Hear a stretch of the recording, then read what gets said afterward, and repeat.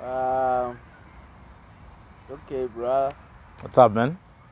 Yeah, man. Man, I'm always up with the questions, what Uh, What do you wanna yeah, ask? I just have an ask that I want to ask, which is, I just want you to like give an overview, of the secret society that is well known in South Africa, which is the Broederbond, Bro. which is now known as the Afrikaner Afrikaners Bond. Bond. Oh, Just to give you an overview all about right, that, all and right. then we can Yeah. dissect. Okay. Let me just say that it might be a bit long, but I know what the anchor is.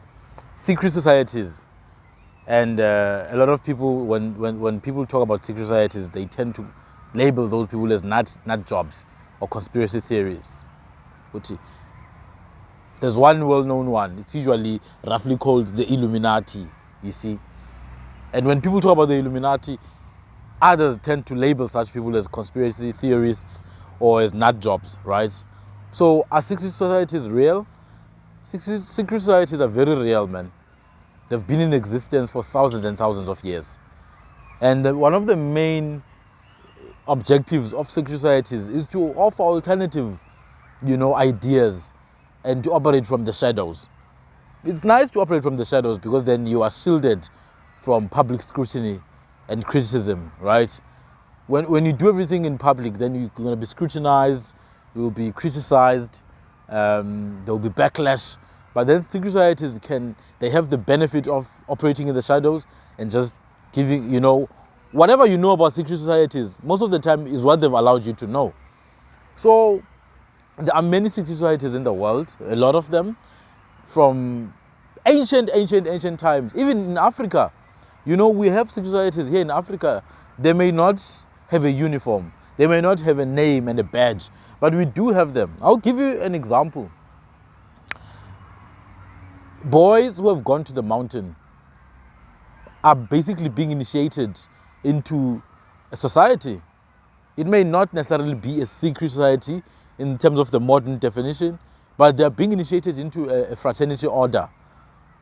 Here are the characteristics. Only people who've been there know what's being done there in detail. I'm sure you'd agree.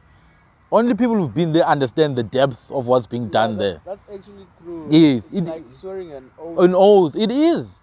It is a fraternity order. Tell other people There's about gonna what be happened. consequences. Yeah. You see, and it's deeply psychological as well.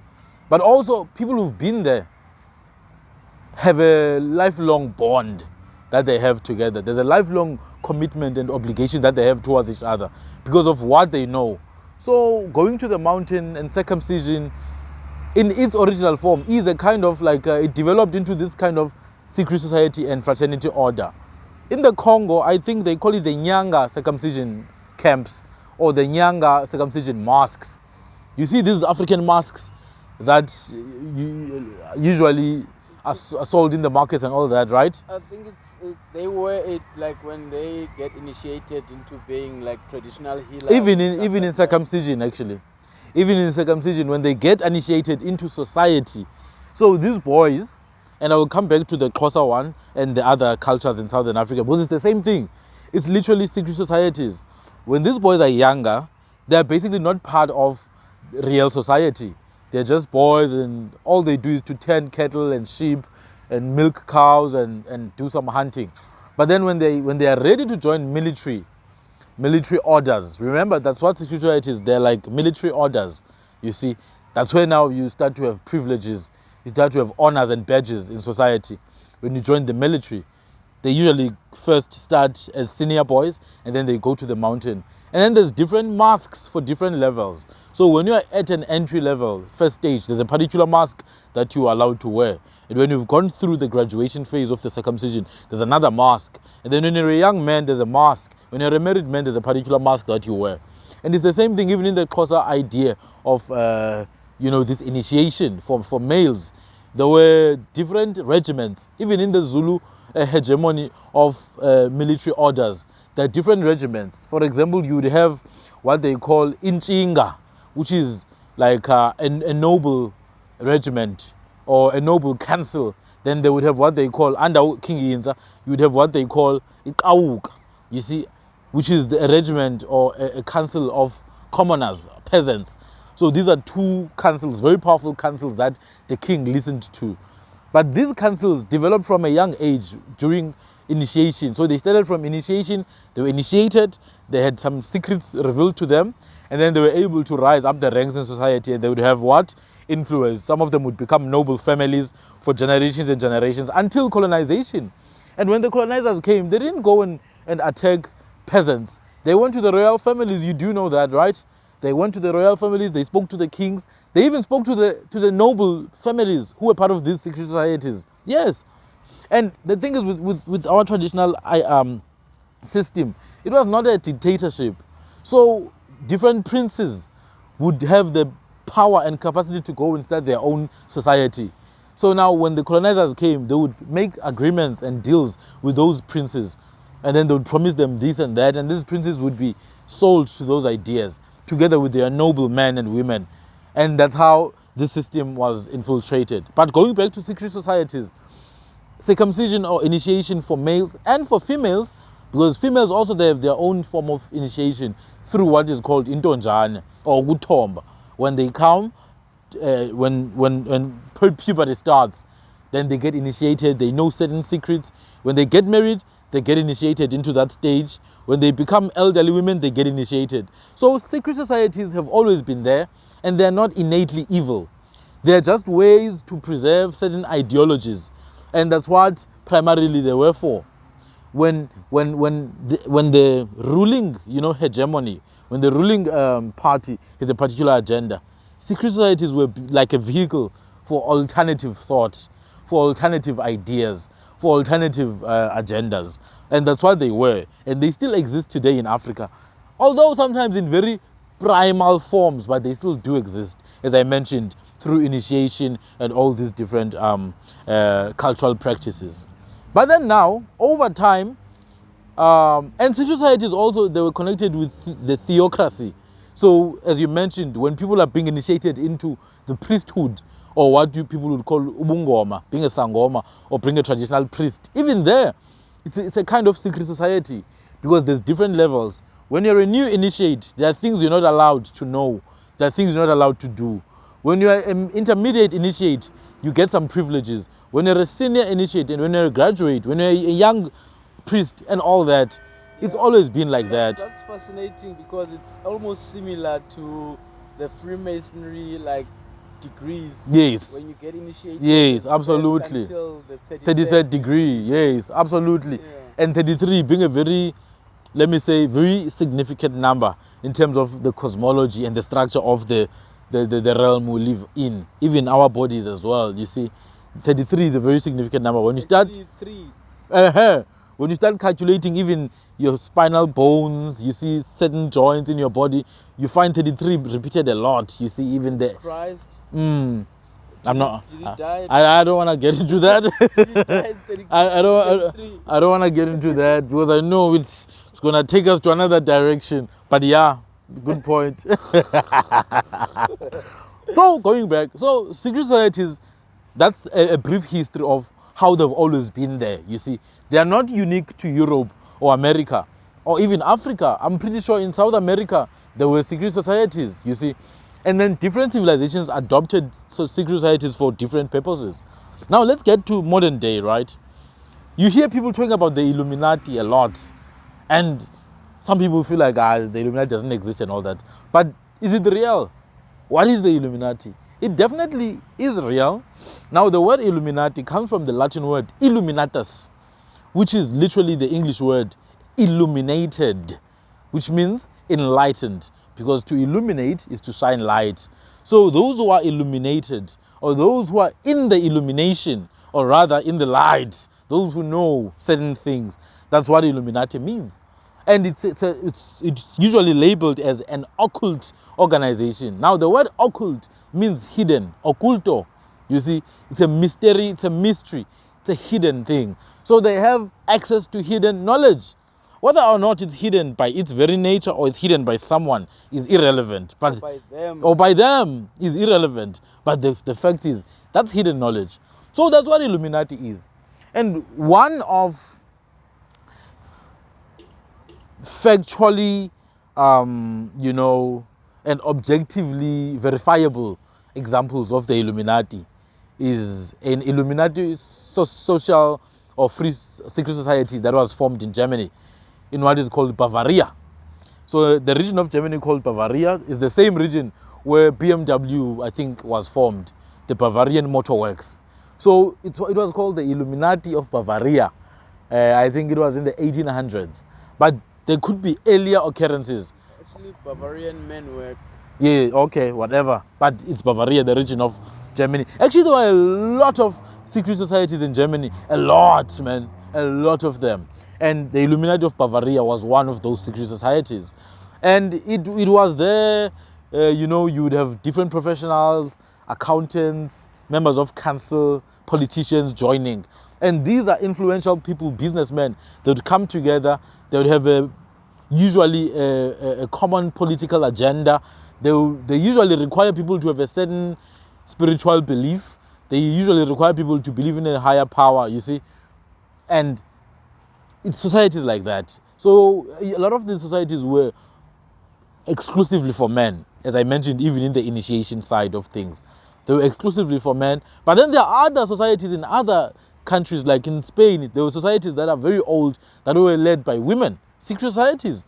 So the Illuminati was exclusively for men.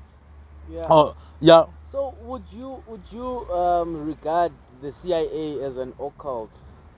Well, let's look at the characteristics. Do they have access to hidden knowledge? Yes. There you have it. And they are But very then, secretive. yes, they're very secretive. But then here's the thing. And they are doing illegal studies on human Ah, beings. man, those guys, not just studies, man. They do illegal stuff. Like they do anything necessary, man. You see, the CIA, we need a specific day just to deal with the CIA alone, man. Remember the MK Ultra mind control thing they did on people? Hey, man, they even did it on people who are in mental asylums, man. How could you do that? You go to a hospital for crazy people and you take them by force and you control them. Like, what craziness is that? It's a study. Oh, man, come on, bro. It's a research. So you can see that they behave like a secret society of some sort. So the Illuminati is one example. And then if you go to official documents, they will tell you that the Illuminati was closed. But then there's been a lot of resurfacing of this idea of the Illuminati, resurfacing over and over and over again. And I think there's a reason why it resurfaces. And that's probably because it still does exist, you see. But then it's in the shadows. Because the idea is that these people are influential, these people are powerful. You shouldn't know how they do that, how they amass such amount of influence and power. You shouldn't know. You know that they're there, but you're not sure where, how, and when. There are very few. Yes, these are very minor elites, very, very few people. And that's how they keep it. In that, being few, and they marry amongst each other. They marry amongst each other, they mate amongst each other, they keep it in the blood, in the family. I mean, you see it with the American presidents. Your Bush, your Clinton, your Obama. When you do some, bit of research, you realize they're all cousins, one way or another. So those are that's the Illuminati, just one. And then you have the Freemasons as well. The Freemasons are another, I would call them like secret society. But you see, with these societies, they are not the only ones. These are the ones that we know. I just want to clarify that. These are the ones that we know about because they've put themselves out there. And with the Freemasons, the crazy thing is that here in South Africa, there's actually a museum. There, you see, by Parliament, there's a museum, Iziko Museum, and there's a section there that's dedicated to Freemasonry. A friend of mine actually went there, I think, 3 years ago, and she was sending me like pictures, man, of the Freemasons. Like, you have Freemason jewels and amulets, and I'm like, what the hell is going on in this country? Iziko Museum, Cape Town, next to Parliament. But forget about the museum. There's a lodge in Parliament. In the Parliament precinct, there's a lodge, a Freemasonry temple. And as you said, some people even suggest that the original and the real Constitution of South Africa was devised and signed in there. No, they took the original there, and then it was obviously modified. Yeah, yeah, Then yeah. it came out different from what it was. But I believe the Freemasons, their main category of work was with like construction work. Yeah, obviously masonry, you know, stone. Those are builders, man. Yeah. Yes, those are builders, architects. And it's believed that in the White House in USA, there's actually a cornerstone Okay. that was first placed before they built the White House, because it's believed that it was built by them. Okay. I wouldn't be surprised if our parliament was built by them. The Probably. the buildings in Pretoria might have been built by them as well. Probably. It's definitely secret societies that have built South Africa, man. And with Freemasons, you can obviously, excuse me, even when you listen to their jargon, the language they use like words like the great architect for this higher power that they believe in. They call the higher power the great architect, and they have this compass, what do you call it, a protractor, It's a compass. yeah, it's a canvas. These tools they use, though, these architectural tools, for their symbolism. It's a compass and the square. Yeah. So those are construction and architectural material equipment. So it does go back to their origin as masons, stoneworkers. But that's just another secret society. And I hear that Nelson Mandela and Desmond Tutu were part of the secret Freemasons. Allegedly, Nelson Mandela and Tutu were 33rd degree Masons, the highest level. They were part of the Knights of Malta. I mean, how do you think they allowed them to be where they were if they were not part of them? Because they are. They had to be. They had to be. And you have knights as well. The knights originally being part of the military campaigns of the papacy, the Catholics. Those ones. Hey man, they have they have their oath, which we'll talk about in a different segment. But then the knights, then you had different knights. You had the Knights of Malta, which is a different section of these secret societies. Then you have the Knights Templar, and then you have the Knights Hospitalia. You see, different groups and in different regions to maintain this agenda of theirs. So secret societies are there, and this is general public knowledge, man. But the average person doesn't know about this.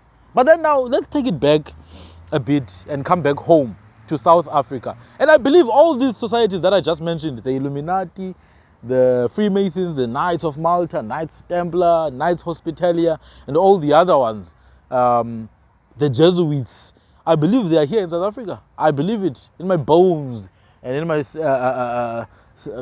blood. I know that they are here. But then let's talk about much more South African secret society, the Young South Africa. So back in the early 1900s, could have been late 1800s, but back in the early 1900s, there was a secret society that was formed by a few Afrikaner white supremacists. They called it Young South Africa, which is Dutch for Young South Africa. And New South Africa. yes, exactly. And what these guys did, they came together and they were very much aligned politically. They had proper political alignment. They were white supremacists, and they wanted to advance their agenda of complete oppression of everything that doesn't look like them, doesn't think like them, doesn't agree with them. And they changed their name after a while from Young South Africa to Broederbond. You see, the Broederbond. The Broederbond literally means brother union, or the brotherhood, basically. The brother union, the union of brothers. They call it the Broederbond. And then over time, it has now become the Afrikaner Bond. That's how it's known in this day and age, the Afrikaner Bond. And I hear that Cyril Ramaphosa is a member. Yeah, bro. I think they were having their those ceremonies where they celebrate 100 years. Okay, some kind of anniversary. He was there to congratulate them. Oh, is it? He even prepared a speech. Oh, is it? Beautiful Lovely. one that, we have to praise these people Nice. for their contribution. Okay. What contribution? So these guys, man, They came together, and I think one of the founding fathers was a guy surnamed Klopper, and then you had Van der Merwe as well, if I'm not mistaken. But you also had a reverend amongst them.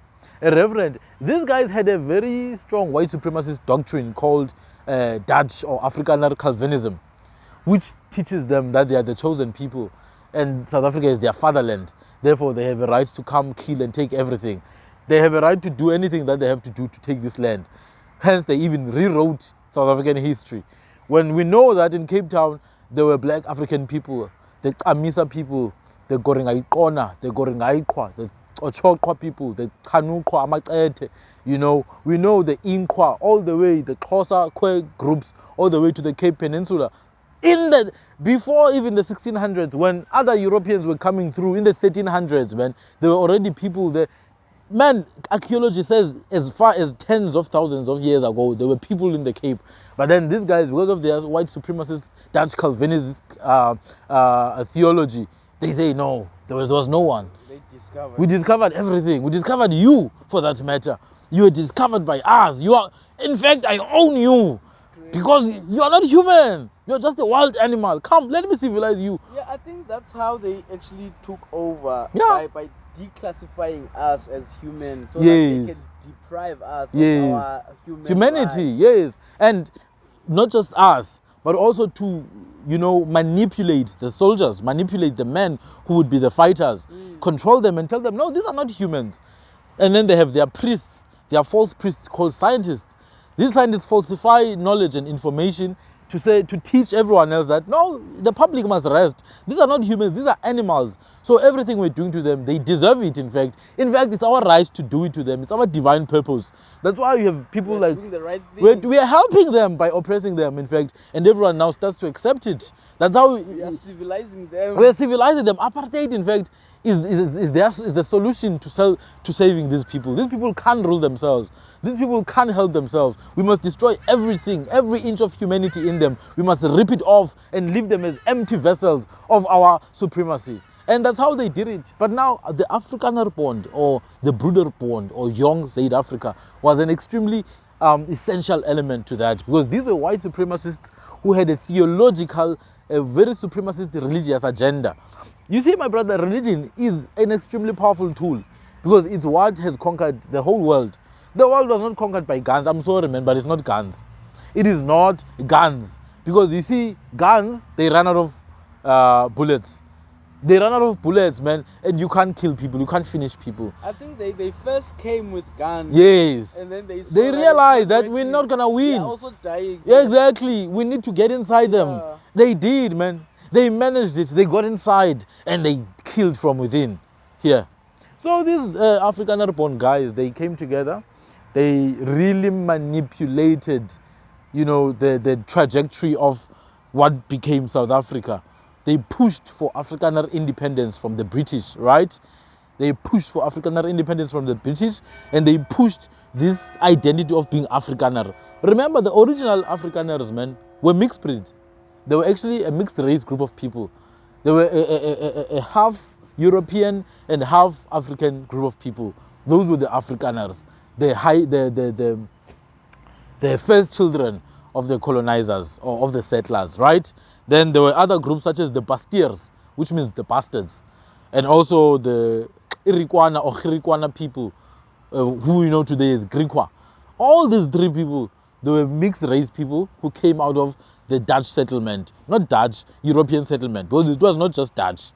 You had Germans, you had French Huguenots, you had English people, you had Dutch people. You see, even to this day, Dutch South Africans are just 40% of the majority. A lot of white South Africans are Jewish, man.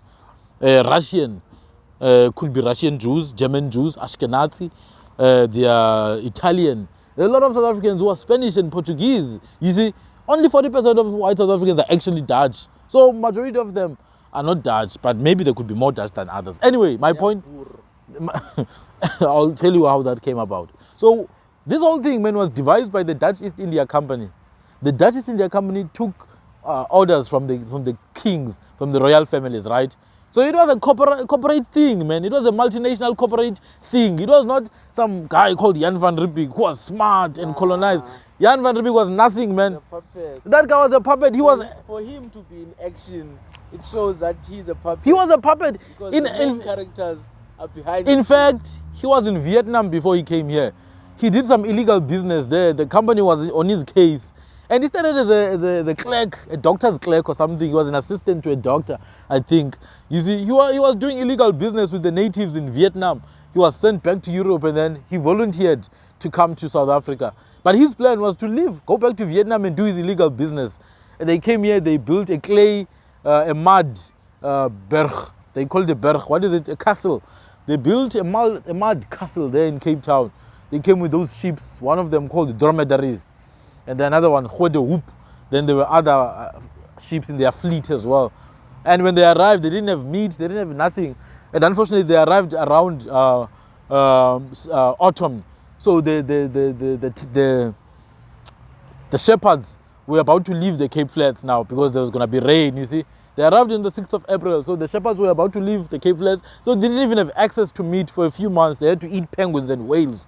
Anyway, coming back to how the Afrikaner then took that and created a false identity called Afrikanerism. And if they are indeed Afrikaner people, then they are mixed race, which is the truth. These white people in South Africa, a lot of them are mixed race. I remember there was a boy, or maybe he's old now, from the Botha Surname. He had 4% African DNA, sub-Saharan African DNA. 4%. And then that video that you showed me, yes, on the journeyman child. Yes. The white family who gave birth to a black child. Yeah, because those are their ancestors, man. So I think a lot of them need to do research on what being an Afrikaner means. I remember Terry Blanche, he was talking to Louis Theroux, the British guy from BBC, the guy who was interviewing Maleven. The one that said, where he said he's going to give him Gauteng. Hey, I'll give you. He calls it, what does he call it? Transvaal. Oh, yeah, Transvaal of Witwatersrand. Something like that, but I'll give you that one. Full of foreigners, too many blacks. He's taking Transvaal and Freestad. Oh, hey, he's giving him Gauteng, yes. I'm taking Transvaal, I'm taking Freestad. Because Gauteng, that's where all the wars began. Yes. All the foreigners come. There's too many blacks there. But then Louis asked him, okay, what would it take for me to be an Afrikaner, to be a Boer? He ticked all the boxes, and then at the end, you must be white. Which is crazy because Afrikaner people themselves were never white. They were half European and half African. You had Afrikaner people or people in the Cape with the surname such as Van Luanda. You see, so-and-so Van Luanda. Those were slaves from Angola, man. So-and-so Van Bengali, slaves from Asia. So-and-so Van another city in Mozambique. Remember, in the Cape, the slave trade took place. They sold people there in Cape Town. Next to Iziko Museum, there's the Parliament where you have the Freemasonry Lodge. You have Iziko Museum where you have the museum and the Freemasonry artifacts are there. And then just maybe 1 minute away, just a 1 minute walk, there's I forgot the name of the street, but there's a tree log there that's been, it became like a memoriam now, memorial landmark. And then it's written there that this is where slaves used to be sold, under the tree. A lot of people don't talk about the slavery that took place in South Africa. It took place in Cape Town, it took place along the coast in KZN and in what is called Mpumalanga and Eswatini as well. And it took place even further north around Limpopo when people were being sold to the Portuguese in Delagoa Bay.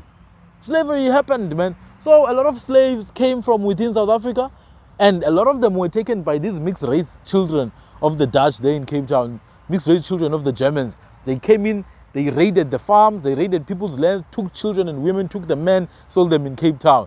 That's why you have Xhosa people with surnames like Grootboom, April, Vanameva, Van Veki, surnames like Swartboy, Bartman. Yeah, April, May, September. And these are people that I know with these surnames. People that I know I grew up with. Bossman, Vitboy, boy. Like it's crazy, man. You're white boy.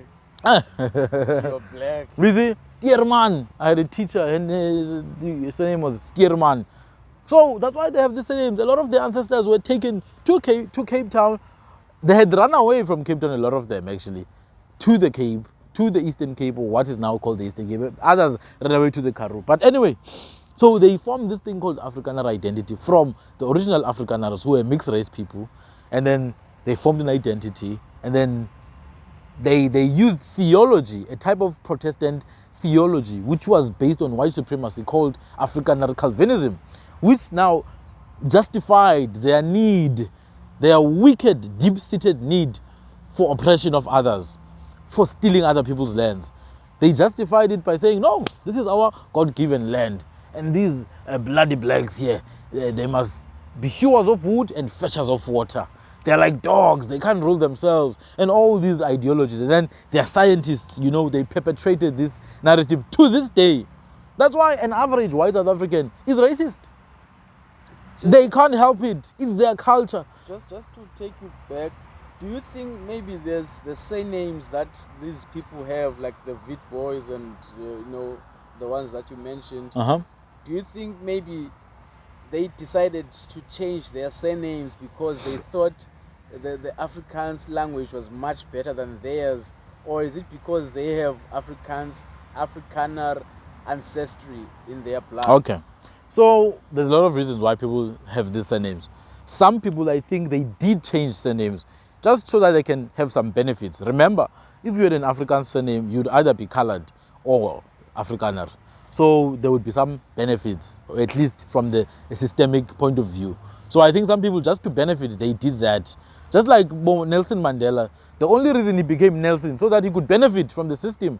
The guy is not Nelson, his name is Kholihlahla. His royal name, his salutation name is Dalibunga. Absolutely nothing to do with Nelson. There's no Nelson in his blood. But he became Nelson so that he could benefit. Stephen Biko, the guy's name is Bantu. Bantu Bonge. Bantu Bonge, that's his name, which means all people. Bantu Biko. But he became Steve or Stephen so that he could benefit from the system. So that's one. The second explanation is that, yes, there are a lot of other black people whose ancestors were white. There are a lot. Obviously, we know this, man. Remember, these white guys stayed in farms, and they stayed with black families in farms.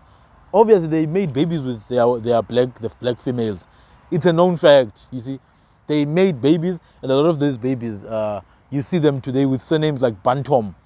You see surnames like Fanameva, or Famveki, or Janchi. You see, Janchi, which means little Yan, Yanchi. You see, so you see that, or Yanchis. So a lot of them, yes, they do have some ancestry, Dutch ancestry, Germanic ancestry. I think even from my mother's side of the family, there is some element of German blood in some of the extended family there.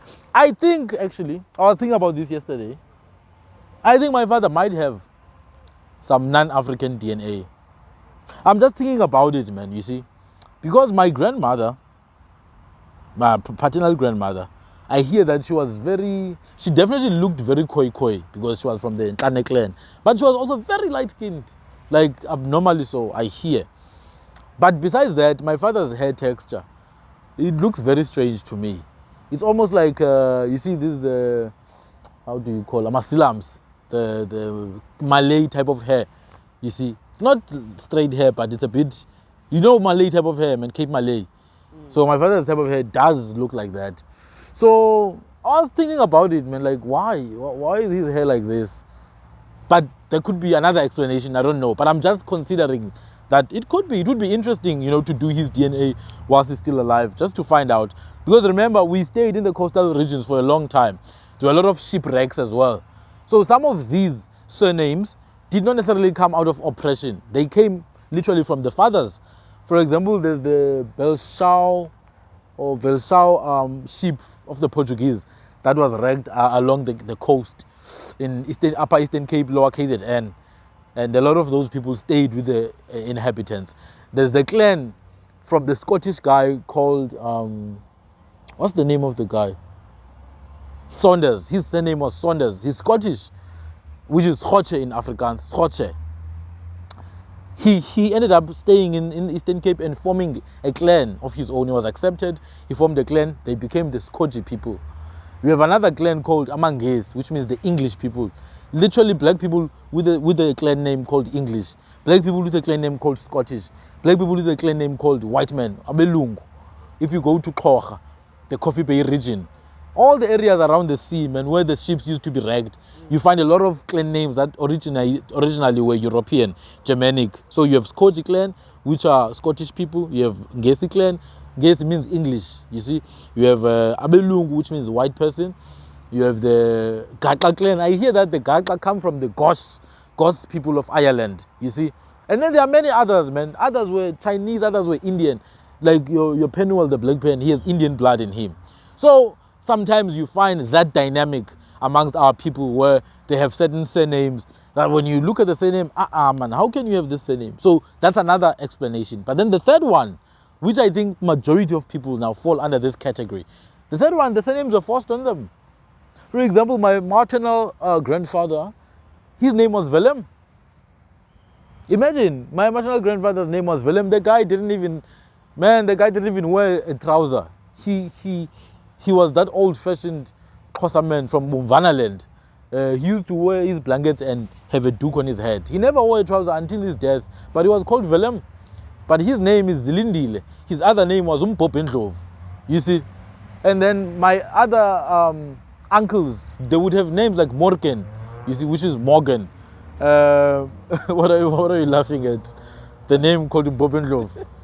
Yeah, those are Xhosa names. But my point is, man, now imagine if my grandfather's name was to be registered as a surname. My mother would have the maiden name Velem now. You see? My father, his name was Samuel. Imagine if I had taken his name as my surname, I would be Sandile Samuel now. So there's that element as well, which it was sort of like forced upon you to accept this surname. That's why you have people like... Why would you choose Samuel instead of his Xhosa name? No, obviously to get a job in that particular farm, you're not going to... Remember, man, this is a systemic thing. They're not going to force you and kill you if you don't accept it. It's just that he's not going to call you by Skova or Gwalintloko. He's not going to say that. He's the one who owns the farm, took it by force. So you want to stay in the farm. Remember, there was this thing in what was called Siskai, where I'm from, okay, where my parents are from. There was this thing of Khanhoek people.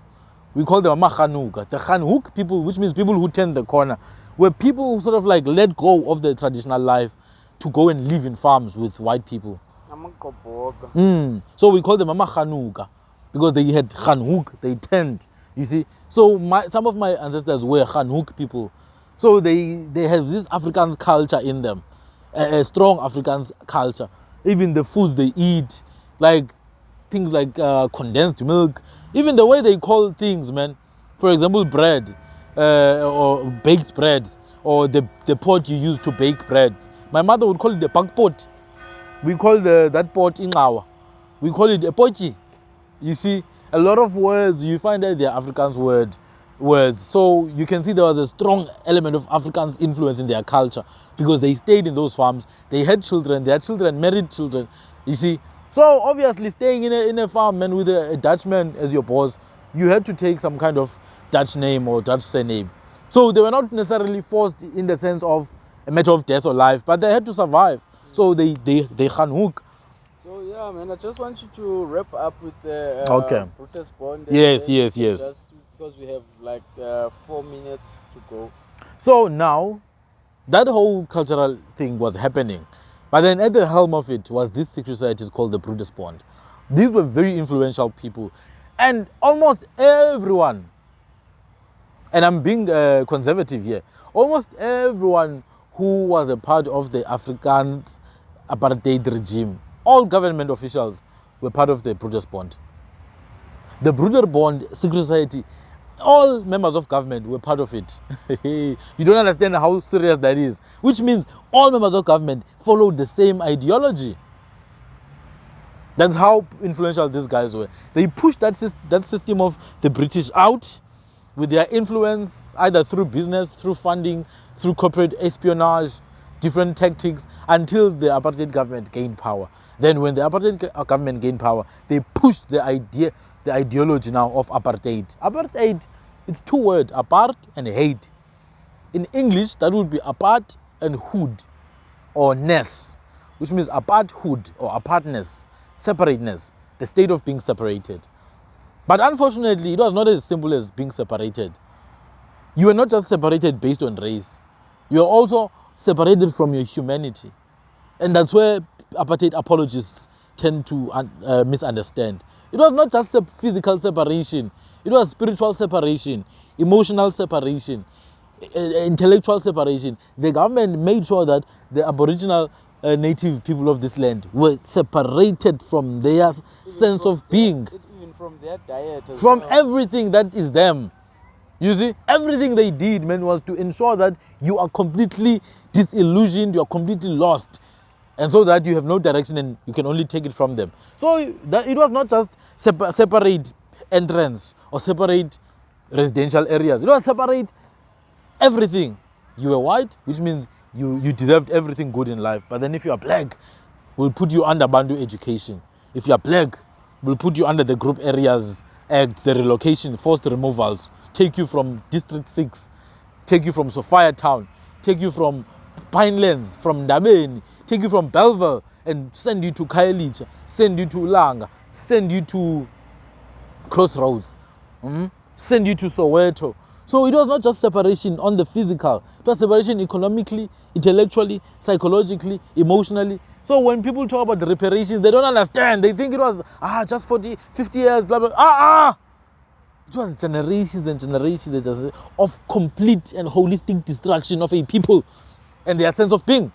So the Afrikaner Bond was instrumental to that. They were the architects. You see coons or puppets like Hendrik Verwoerd, P.W. Porter, D.F. Malan. Who's this other one? The guy who recently died. Mandela's friend. The Afrikaner racist man who was the president, 1994. Yeah, him, bro. Yeah, de Klerk.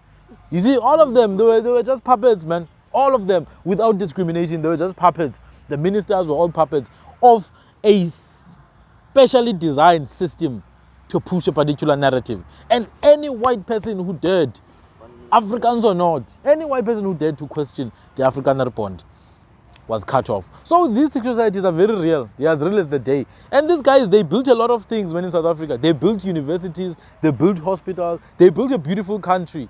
A very, very successful country for that matter. They were evil and they built a beautiful country that the ANC is failing to maintain now. So they were deeply capable, but then they were deeply evil at the same time. The two are not mutually exclusive. Peace.